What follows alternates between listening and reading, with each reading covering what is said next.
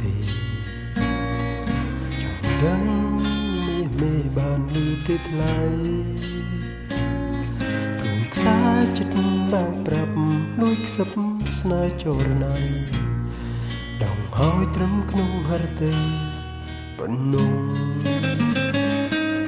ទាំងដែរថាស្នេហ៍មិនអាចទៅបានព្រោះតែក៏យ៉ាងមិនដឹងខ្លួនសោះតែចង់ឲ្យអូនដឹងព្រលឹងបងស្វឹងស្មង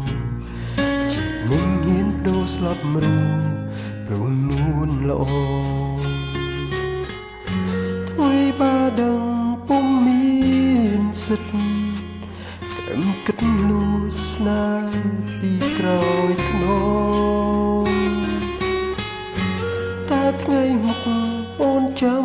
ទុកពោថាអូននៅមានបងនៅជីវ៉ាមិនដឹង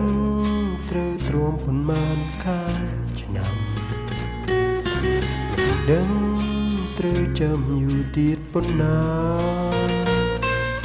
ពិតជាគ្មានចំឡើយទ្រូងអើយធ្វើយ៉ាងណាឲ្យអូនយល់ចិត្តរៀមរាថាស្នេហ៍អូន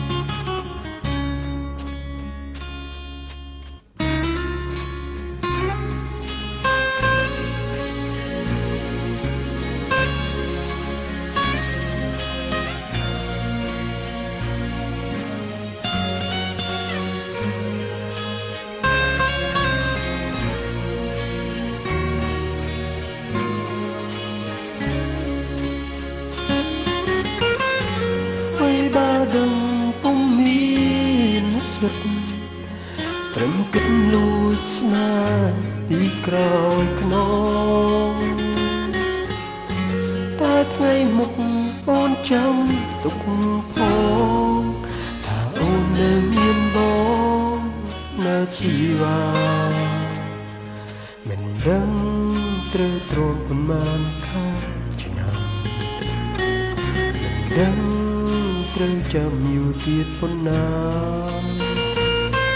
ពិតជាគ្មានចំឡើយទ្រូងអើយធ្វើយ៉ាងណាឲ្យអូនយល់ចិត្តរៀមរាថាស្នេហ៍អូ